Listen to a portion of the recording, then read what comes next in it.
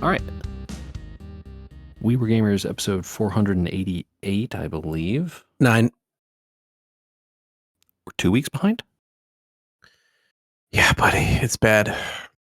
There's a 6, and then there's no 7, and then there's... Okay. It's 9. Okay, so we're all right. 3 weeks behind. I'm getting lost in the sauce over here. Hey, how's it going? Got Andy and Michael over here with me. Some number. Michael can answer that How question. we doing, JJ? I'm fine. I don't doing know. all right. I've wrung out all the water out of all of my clothes from last week, so we're Yeah, dude. It was buck wild over here for a while. It was very, very wet. I don't even remember. I know I messaged you about it, Andy. I don't even remember what morning it was, but JJ, I drive by the giant Tustin hangars on my way to work in the mornings. And the day after we had all that crazy wind, I was coming up on the hangars where they have put up a brand new like fiberglass fence, and panels from the fence had blown out and shattered all across the road. Ooh. Like several dozen panels were all just completely strewn across the road. Yeah, that's no good. Nope. So someone didn't plan for high wind events, apparently. That's very poor, especially in that area where you guys get very high winds not unregularly. Right? Like, am I crazy? You guys getting wind over there? It seemed like it, but it's funny sometimes the weather that they don't plan for here. I feel like I have heard Andy talk about wind frequently just in the scope of us doing this podcast, which is not that long in geologic time. Every time the wind kicks up, he's at risk of losing power. I think this podcast is in geologic time. 489 episodes. That's it's a little exaggeration, Andy. Geologic time is measured in billions of years. Uh-huh. So, we're a little blip in that regard. Well, are these harbingers of things to come, Michael? You know what? They just might be, JJ. So I did a little bit of game playing in the last week, but mostly what occupied my time was getting absorbed into a new audio drama. Ooh, okay. Oh, what? Yeah, so I'll shout him out. I listened to a podcast called Imaginary Advice, which is a one-man show by a gentleman by the name of Ross Sutherland. And for his podcast this past month, instead of doing one of his original pieces, which is his usual MO, he did a re-air along with an interview of the director of an audio drama called The Harbingers by a group called Audacious Machine Creative. And it's exactly what I said. It's an audio drama. Think like old school radio dramas. I was going to say like a radio play. They were right, serial. This is every 2 weeks. When they're releasing episodes, they come out every 2 weeks, and each episode's maybe 40 minutes. And they just started the second half of the first season. So episode 9 just came out, and they'll be doing it every other week until the 16 episode arc of the first season is done. But it's really good. So in terms of the premise, have either of you read Jonathan Strange and Mr. Norrell? But I don't even know what that is. Okay, so Jonathan Strange and Mr. Norrell is a book by Susanna Clarke, and it is about the last 2 practicing magicians in England. So 2 Englishmen, 19th century, rediscover magic and are the first Englishmen to practice magic in hundreds of years. And I bring that up because the premise of this audio drama is very similar. It is 2 grad students at a little university in Chicago. They're anthropology grad students. They become the first 2 people in, like they say, 4,000 years to be able to practice magic. And so the whole season so far has been told via I want to say flashback, but that's not right. It's all a deposition. So it's set the piece is set in the late 2020s, so very near future.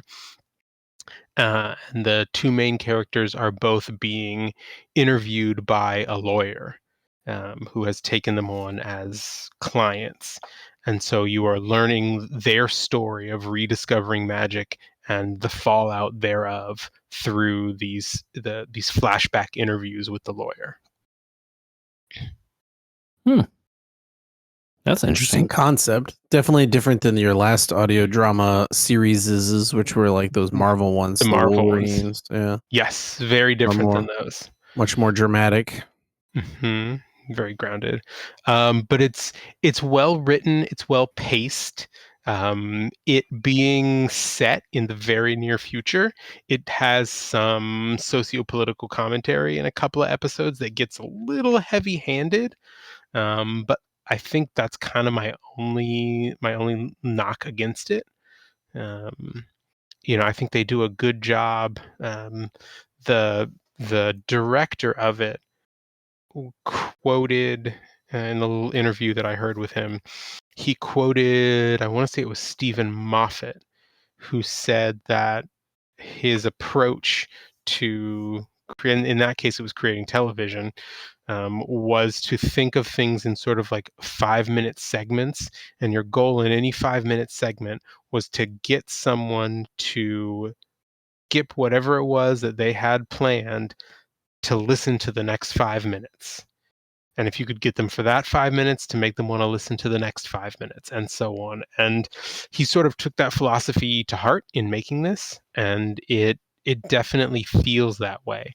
There is a very good balance of telling the story that they want to tell in an engaging way, but also steadily dropping you hints and breadcrumbs of what's coming next. When was this produced originally? Do you remember? The first half of season 1 came out in the fall. Okay, so like it's a re-air, but it's only like from half a year ago or something. So it was just the first episode that was re-aired. I see. It was in the break in the middle of their first season. Got it. Okay, so but it's like recent, is what you're saying? Like yes, being made it's now very actively. Recent. So I think the 8th episode came out on like Christmas Eve, and then they took a break for 2 months, and then the first episode in the second half came out on Valentine's Day, right around Valentine's Day. Very cool. Yeah. So highly enjoyable so far. I am very intrigued to see where the rest of the season is going. So I have 7 more episodes to go, and they'll be coming out over the next 2 months. Very cool. You did tease us a little bit. You said you played some games there. I did. I played a little more Hollow Knight, which has once again, peeled back the next layer of the onion.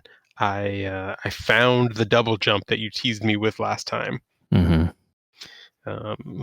Which, as you go along, you kind of note, as a seasoned Metroidvania player, you note the places that you can't quite jump high enough to get to, and it that little light bulb goes off that says, aha, I will be able to jump higher later. And sure enough, now I get to backtrack and find all of those places. Nice. Yep. Still enjoying it, having a good time? Bosses not troubling you too much? It's a little bit funny. No, the bosses aren't troubling me too much. I think what gets in my way more is just my own impatience. Finding myself, charging into a boss fight, and the first time around just trying to brute force it, and then losing spectacularly and deciding, okay, maybe I should take the time to learn a pattern or two here. Yeah, that is the real like trick of all Souls-like video games, is that they just punish you being and impatient. I know it, and I do it anyway. It's human nature. You can't not. It is. I did, JJ, learn the hard way, unfortunately, the value of the bank. Oh yeah, did you?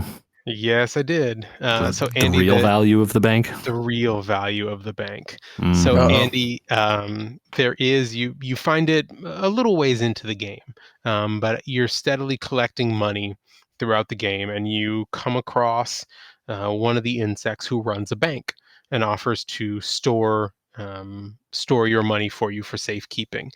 And the first time I found it, I was like, oh, that seems interesting, but I'm not going to want to backtrack here. So I'm just going to hang on to the money that I have.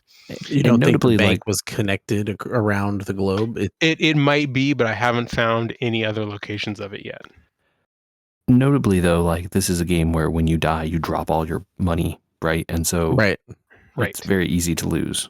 Yes, but when you, and I wish I had learned this lesson slightly earlier, when you die, Andy, it creates a shade of your character.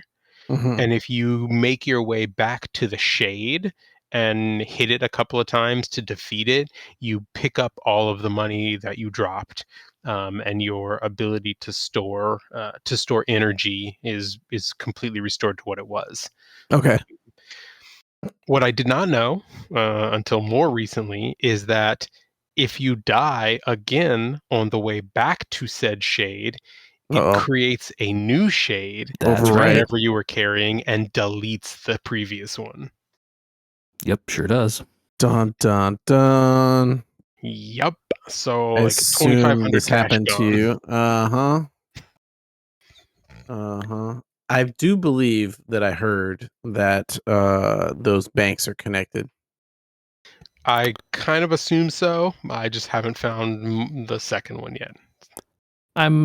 Don't think you're correct about that, Andy. Oh. There's a thing with the bank, but he hasn't gotten there. He'll find it later. Okay. Okay. Never mind. But don't listen to me. You have learned the so I think that is a little unfair of a thing for this game to teach you. But to be clear, Hollow Knight doesn't do a good job of tutorializing anything. Yeah, no, not a single thing.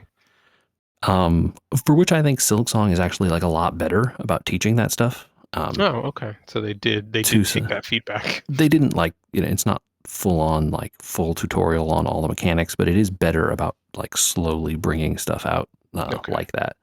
I guess by virtue of the game being way longer.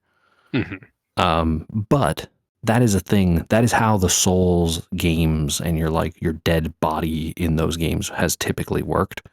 So knowing that sort of influence was on this game, like I already had that knowledge when I showed up. Right. So I think it's a little unfair that you weren't aware of that possibility. Right. Sure. Yep. Because that's definitely something that obviously it was always there.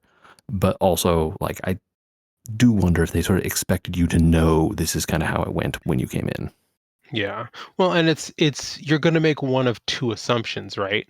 You're either going to make the assumption that based on your foreknowledge of I got to get back to it without dying because my stuff's going to go away, or there was my assumption, which is the shade is where you died and you have to get back to it in that location to get your stuff back. Right. Yes. So even if you die again, it's still in that location with all your stuff. I see. Had you never died twice in a row before this? I had not. I had always just made my way back to where the shade was. I died in that damn valley with the stupid bubbles that go flying at you and explode. Yeah, those are. I know you know where that is. Yeah, I sure do. I hate that damn area. I've been avoiding that as much as I can. Yeah, I died going through there multiple times, early on when I was first playing. And yeah, it was just I'm just I know I want to get down and over to this area where I had died otherwise. And it's just bam, bubble blows me up. I'm glad you're still having a good time with it, though. You think you're going to try and finish it? I think so. I think I will, at this point I'm invested, so I'm going to try and put in the time. It might be slow, but I'm keep chipping away at it. I think that is a perfect transition to slow chipping away progress. And Baba is you, Andy. Tutorializing in Baba is actually decent per world, I would say. Yeah. The world opens, they're like, hey, here's a new concept that is somewhat important. And you get like 4 levels of easy playthrough on learning a couple new concepts, maybe at most. I was really trying to hammer on the idea of like finishing a world, then moving to the next one and finishing it, like fully 100%ing it before moving on to the next one, fully 100%ing it before I'm moving on to the next one, because concepts don't seem to go backwards, right? Like world 2 doesn't have the word have right in it. Yeah. Or has, I guess. Yeah. Stuff kind of goes forward, not backward, right? And so like I don't want to be too far in the game trying to go backwards and not being able to figure things out because I don't have those tools. But I mean, today, on one of the ones that I just saw, what was it? I took a picture of it to tell you. Uh, uh I'm inside of a wall. Inside the wall is Baba is you. Wall is stop. Hiki and push. But wall is stop is up against a wall. And win is on the outside. So there's like no way to move stop away from wall is stop. Mm-hmm. And this is one of those ones I just have started staring at and going like, I don't know what to do here. And I don't know that I'm going to learn anything new that I haven't learned. This is like the 10th level in a world. And so I should have learned whatever the solution to this is already, but I don't get it. And I'm starting to get frustrated at myself for things like that. Where I'm not seeing solutions anymore. I do enjoy going to I've done a couple now of like going into worlds and getting enough to get to the next one. Mm-hmm. Rock is hilarious. Yeah. I literally made rock has rock is move across the board, and it just like kept destroying everything in its path and leaving rocks behind, and it was you've entered the recursion. That was pretty freaking funny. Had a great time with that. But those are the things I think are more interesting, is like the little funny, like, oh, I got a new word. Oh, this is hilarious what it does. And the staring at a literal brick wall and not knowing what to do is starting to get to me a little bit. I don't know what I'm supposed to do. I think it's okay to not play every level in Baba Is You, man. Like, it is fine. If you're enjoying the first 8 worlds or whatever, in levels in each world, and then you decide you're done, you can dip out. The game isn't going to hurt you. I think Michael and I said this early on, right? There's like a lot of levels in that game, a lot. And you don't need to do all of them to progress, like not even close. I was really trying to push the limit so that I could start to see some of that like overworld stuff that Michael was talking about. But I hadn't seen anything yet, so getting a little burnt. I think Dispatch is coming up here instead shortly. I worry that I won't go back to Baba afterwards, but we'll see. Well, Dispatch is extremely limited in that it is exactly 8 episodes and no more. Yeah. There is some variation in those apparently, but I don't know how much you're gonna like come back to it. Yeah, I mean, there's a decent amount of achievements for a game that is so linear. Yeah. Well, we'll talk about it when you get into it for sure, because I have stuff to say. But the Steam Next Fest is going on, you guys. Did you know? I did not. Oh, I hadn't looked into it yet. There's a bazillion demos out there, so if you feel the need to play something new, they got it for you. But because I'm a sicko and I needed to know, Glutton for punishment. I have touched vampire crawlers. Oh, is that Vampire Survivors related, I assume? This is the new game from the Vampire Survivors studio. I think they will say it's in the same world, but I don't, what is the world in that game? Mm-hmm. It's not. There's no world in that game. It started out as jokes about other games' worlds. How could they pretend to have their own world? I don't. Anyway, they definitely have a thing. Whatever the thing is, it's in this. The same kinds of sprites, the same kinds of like little gems that you pick up, the same sorts of items and stuff. So, having played Vampire Survivors, like what the knife and the axe do, kind of. Right. But this is a card game. And a dungeon crawler. That was the crawlers part. But do you ever play one of those like first person? You got like a set of arrows in the left, like lower left, and you have your little party, and you like press the buttons to move forward and like look around the grid-based world. Do you know what I'm talking about? Yeah. So this is kind of like that. It's completely turn-based. There's no like action. At least I shouldn't say there's none, but there's not a lot of action stuff going on. There's like one case where I had to like mash a button, right? And you're moving through these levels until you run into a monster who shows up on the minimap, and then you draw some cards and you play the cards in whatever order in order to affect the monsters. You play a card that gives you armor because it's the armor card, You play the spinach and get bonus damage, and then you play the knife and you deal damage, right? Okay. Yep. But it has all these like combo type systems. The game gives you multipliers for playing cards in specific orders. So you want to play like a 0 and then a 1 and then a 2, and then the multiplier keeps stacking for every order that you go in. Okay. Eventually you get wild cards that allow you to kind of like continue the combo. So it doesn't matter what the number is. The wild card just takes the next slot, and then you can play whatever you want afterwards. Okay, nice. I like that. Most of the wild cards I've encountered also then destroy themselves afterwards. So there's a little bit of like, I got to use this at the right time kind of thing. Destroy themselves permanently, or just for that remove from your deck. Oh. But, I know you guys all played Slay the Spire to some degree, right? Deck thinning is okay. It's not bad, right? It's not bad. Yeah. And then you fight a bat and you kill it, and then a bunch of gems fall out of it, and you pick them up, and you have an XP bar at the top that goes across in blue, right? And then you level up, and you get to pick a new card. And then you repeat this over and over as your character levels up, and you can usually see like, you go and then the monsters go and they hit you for some amount. You have a health bar, and you have a little thing on the side telling you how much mana you have per turn, basically, right? Right. Mm-hmm. And, your axe is 2, but your knife is 1, and your armor is 0, and like all this kind of stuff, right? It seems pretty good, you guys.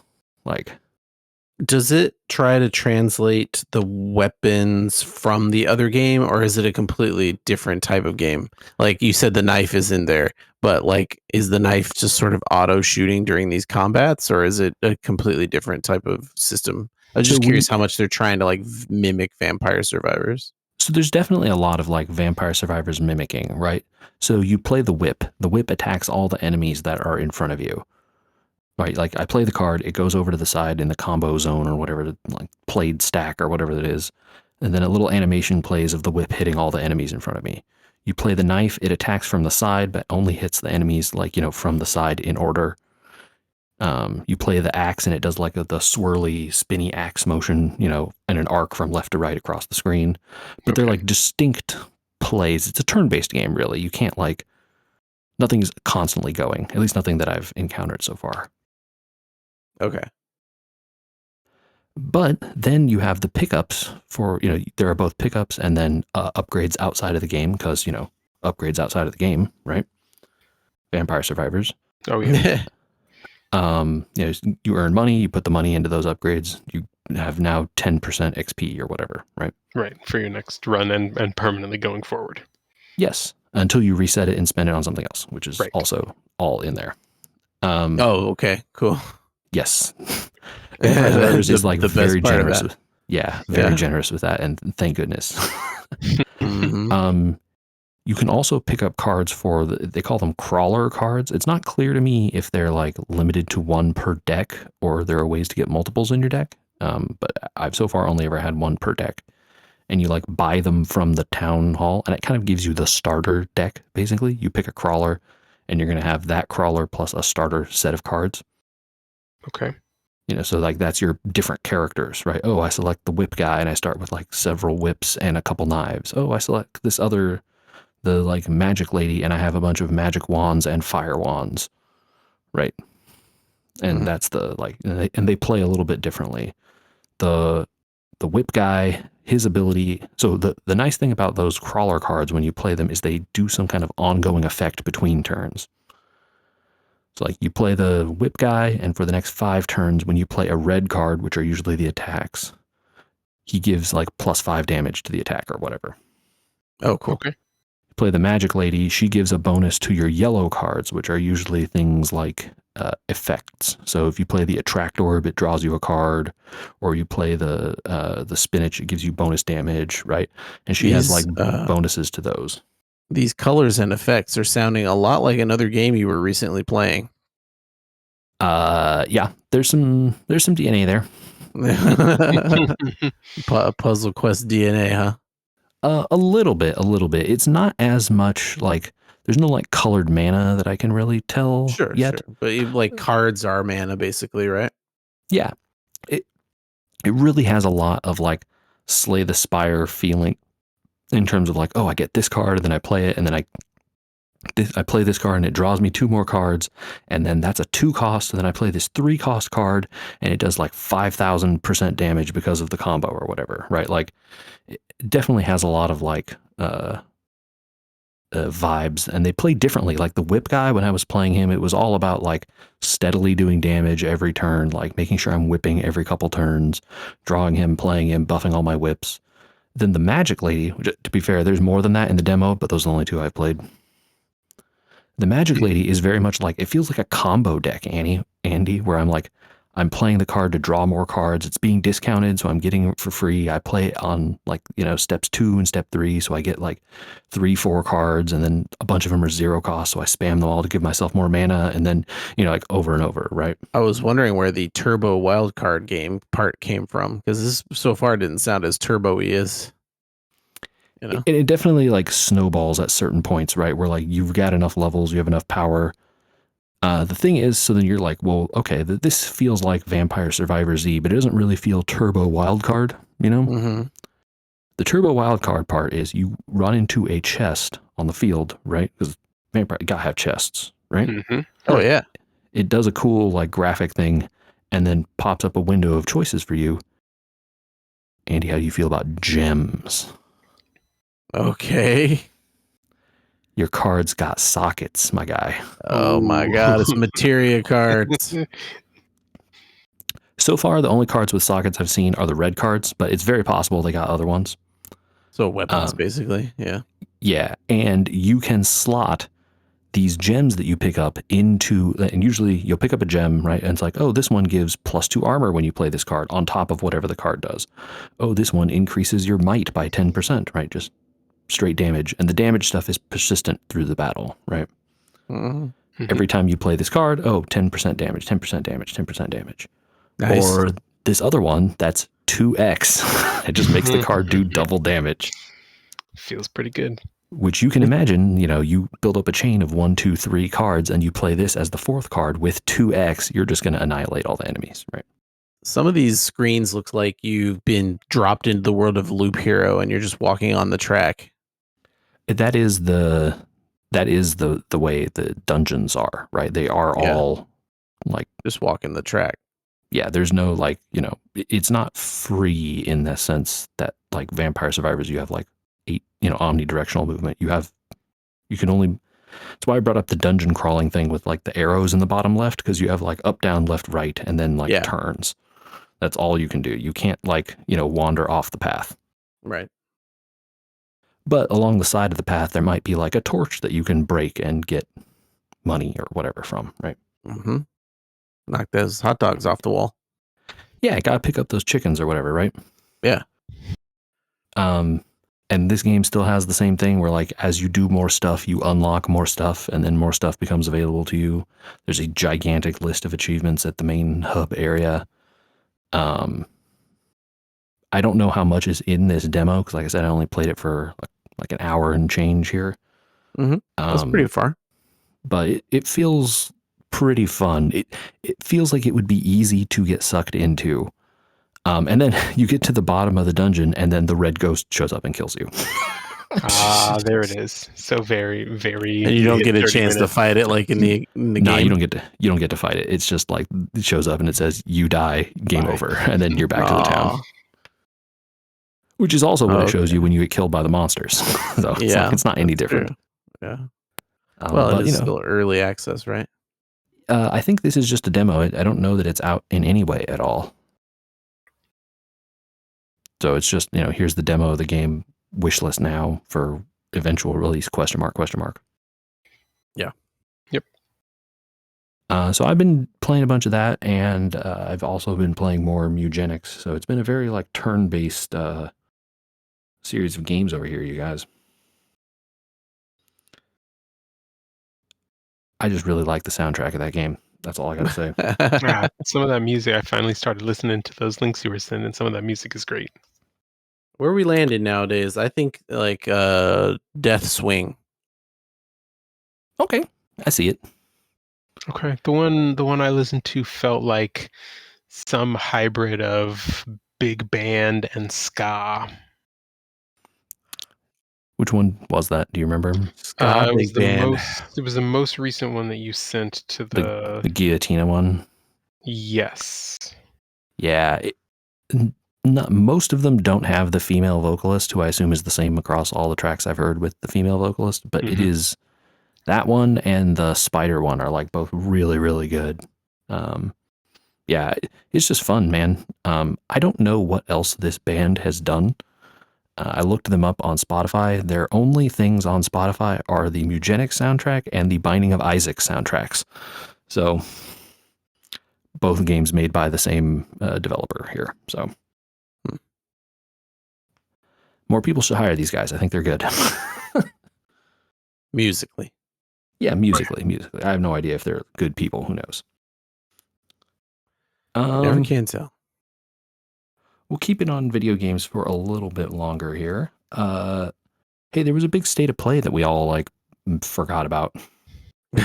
Yeah, turns out PlayStation came out with some big news to start off their year.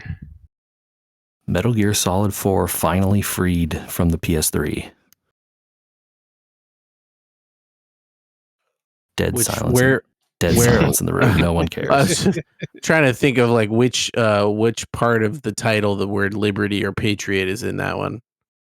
Metal Gear Solid 4 Guns of the Patriots. There we go. See, I got it. It was either freedom or patriots. But this is part of the Metal Gear Master Collection Volume 2, which I guess, was implied by the release of Volume 1 some years ago. Right. That Volume 1 was a long time ago, dude. It might have also been on the PS3.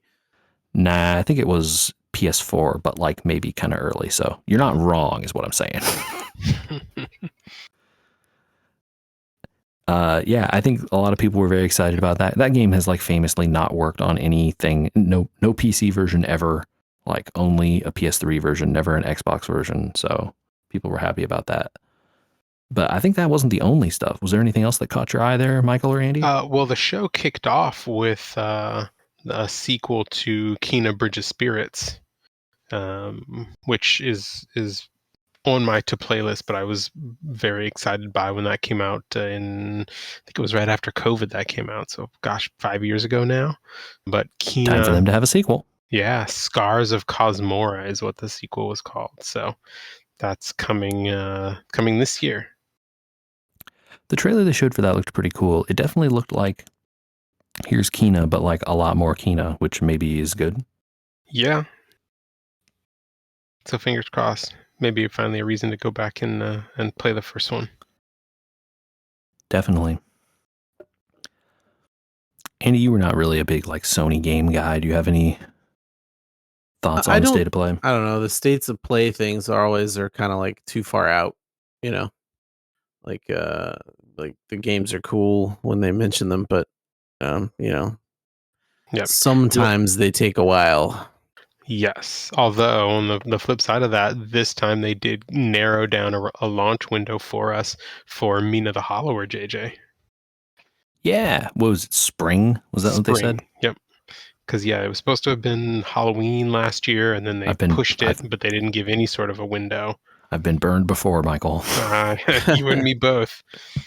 Yeah, I'm so inundated by games. Unless they're like imminently coming out, it's kind of like, all right.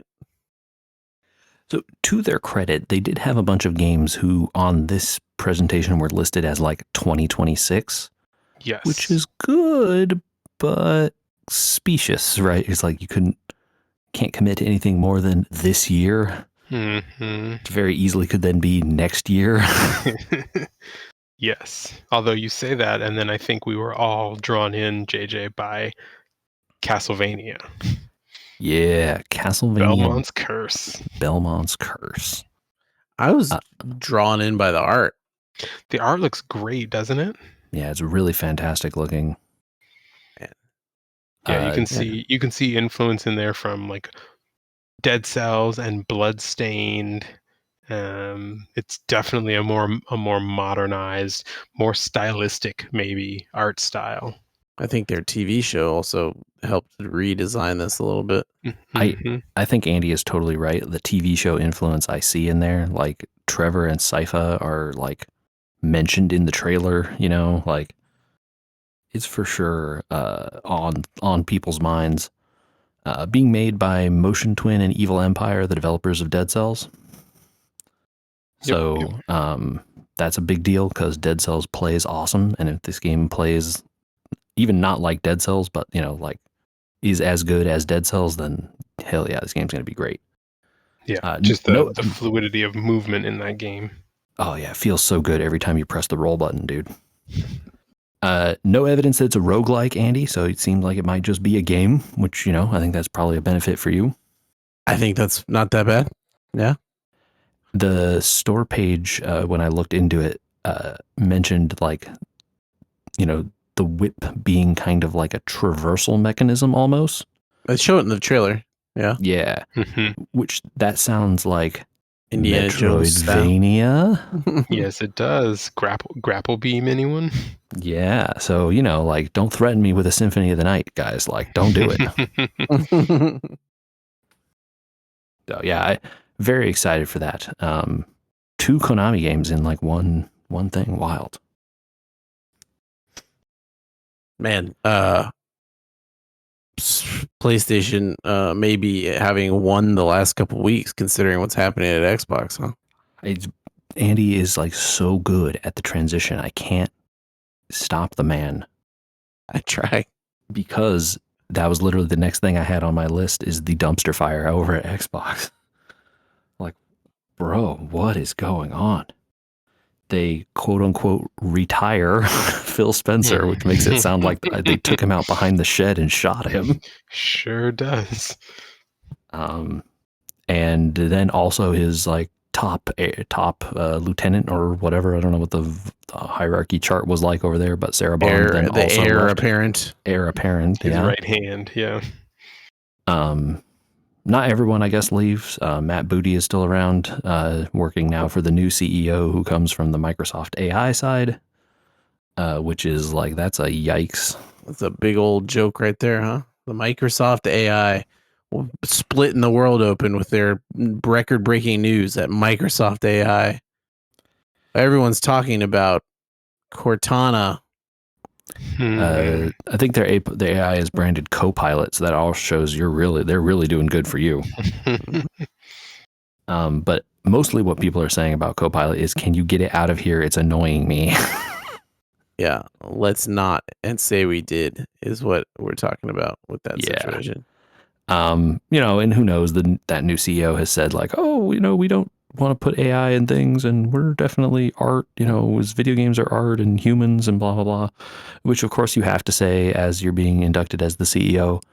But also this definitely feels like the smokescreen for let's fire the guy who everyone knew and liked and put someone no one likes in charge so they can like fire 80% of the people and we can like spin this thing out, right? Like, yeah, that's the craven culture move to put a bad guy in charge and have them fire everyone involved, right?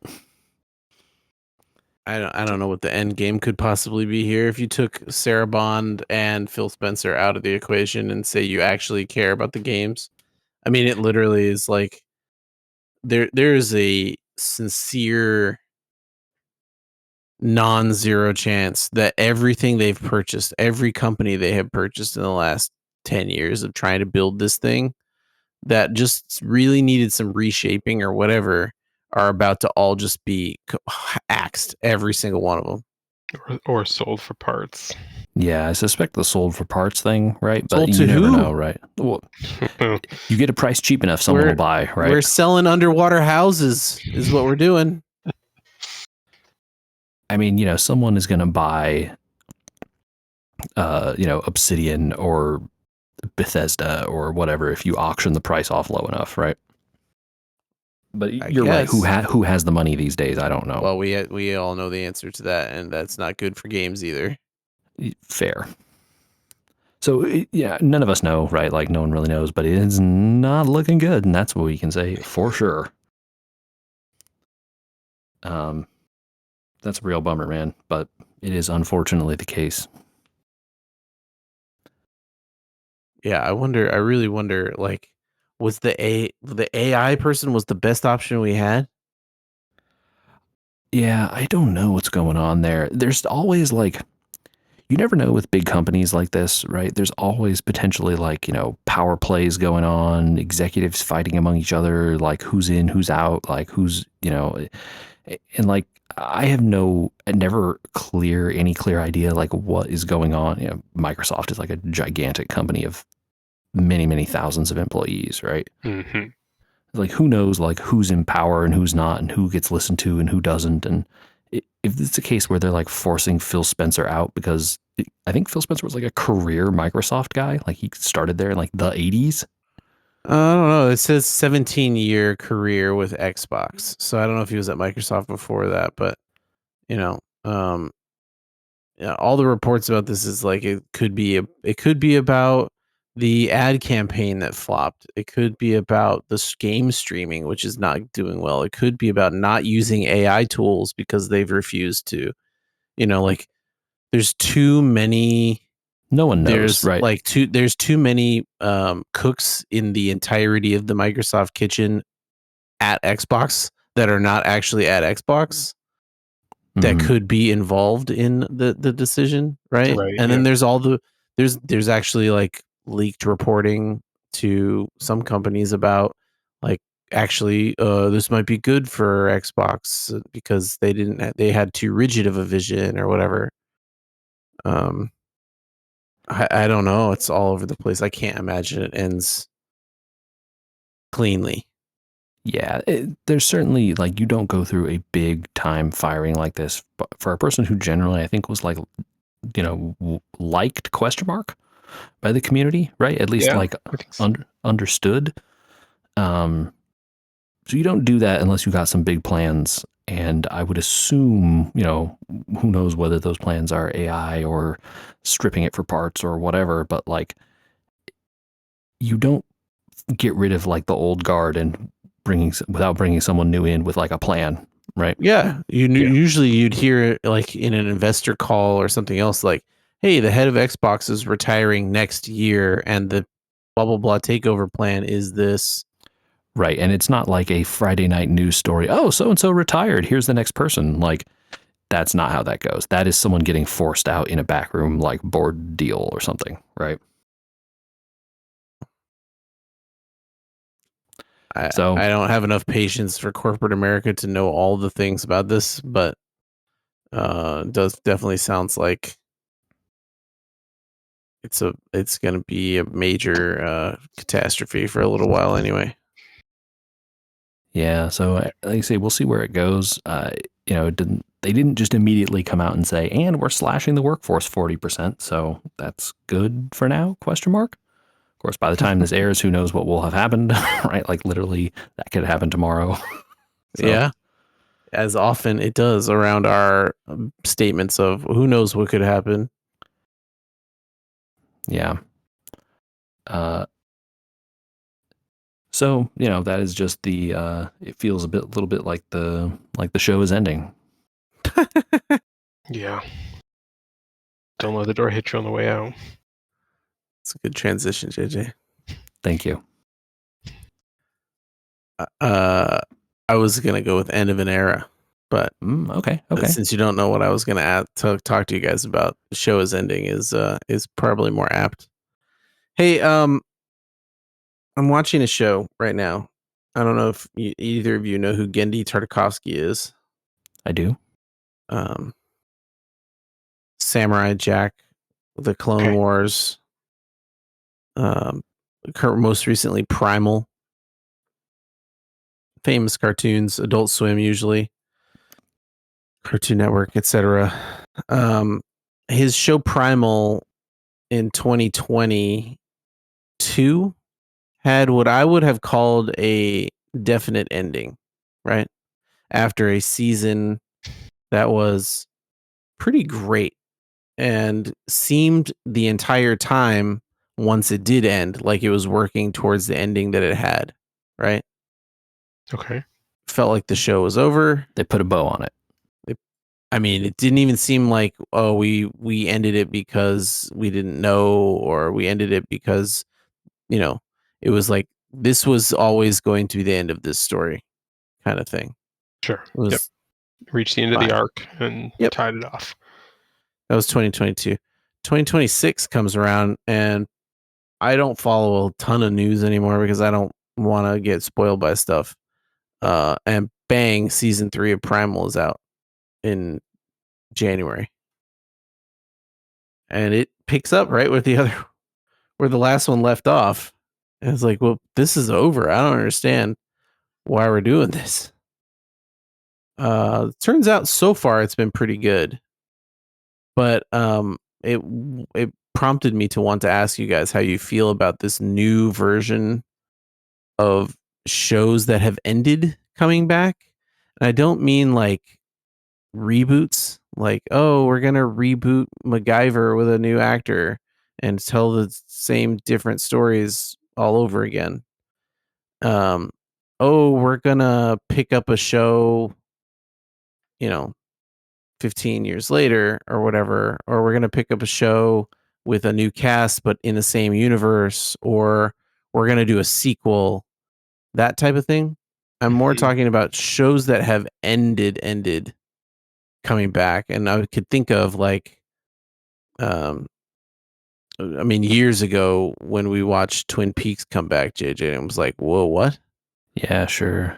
Or most recently, this Primal example for me, or I don't know if you guys saw that Scrubs is coming back at the end of this month. Tomorrow. Yep. There was another show on Apple called Monarch something Monsters, which is tied into the HBO Discovery Warner Brothers Monsterverse shows, movies with Kong and Godzilla. That had a very definite ending to season 1 where it was like, oh, it was always supposed to be like one season. That's a cool spin-off series that they did, and now it's like coming back and you're just like, how are these characters back? I don't understand.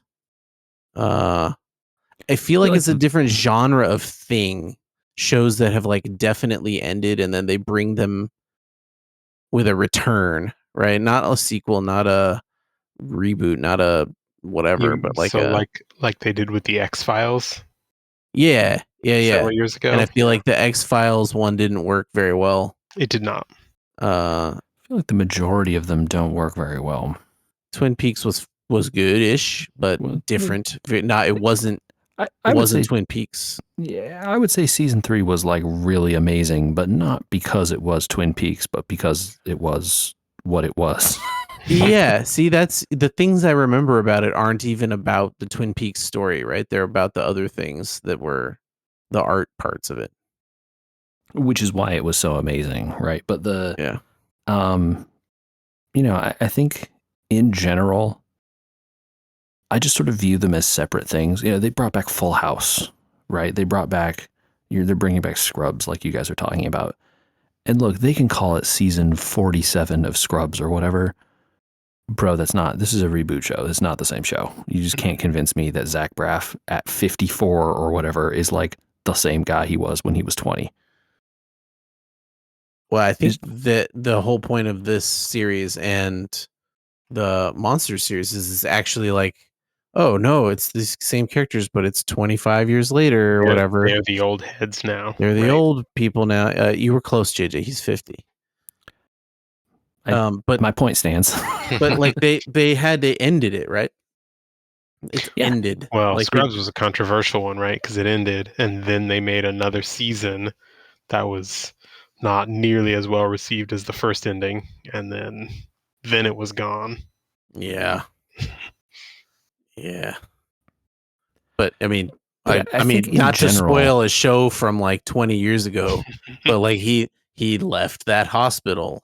It was like pretty definitively over.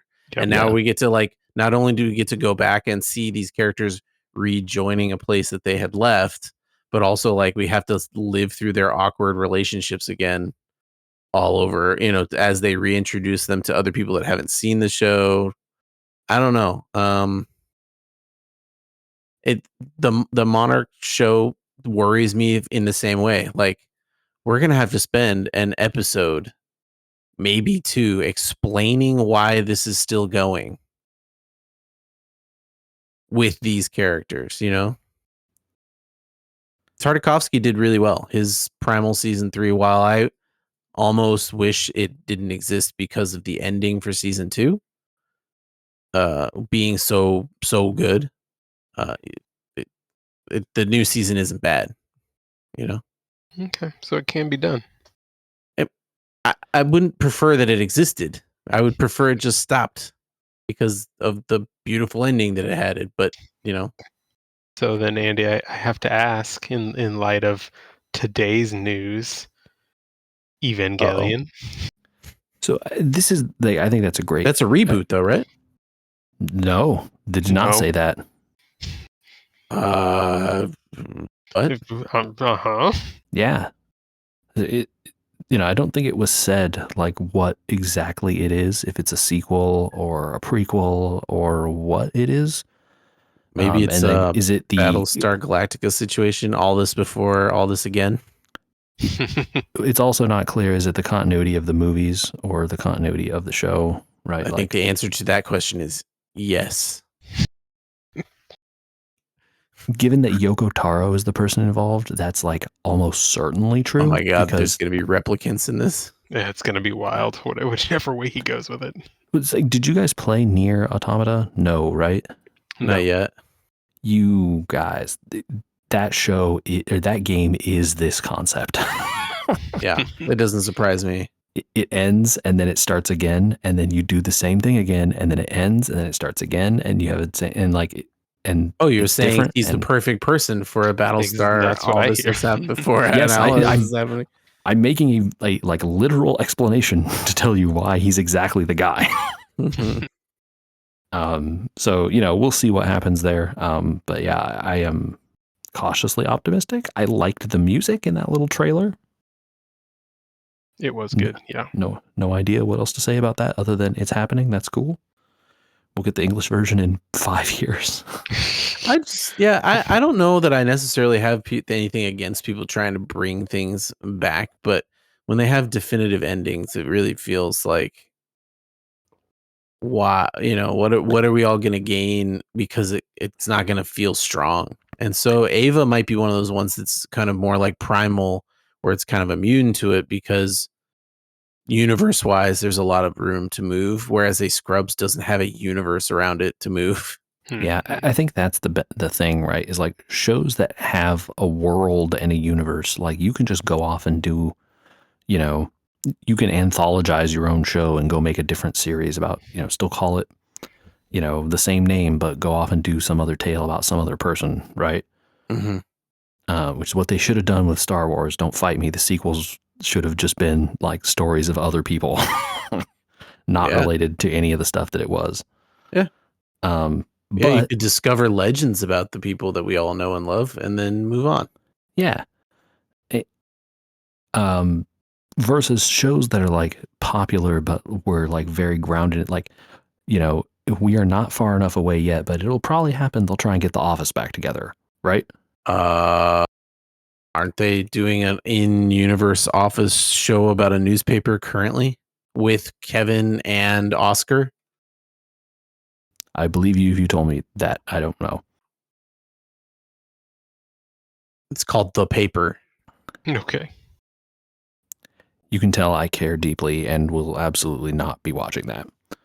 But I mean, I'm just saying, I think not a bunch, but a few of the people from The Office are in it, and they are their characters from The Office, and it is called The Paper.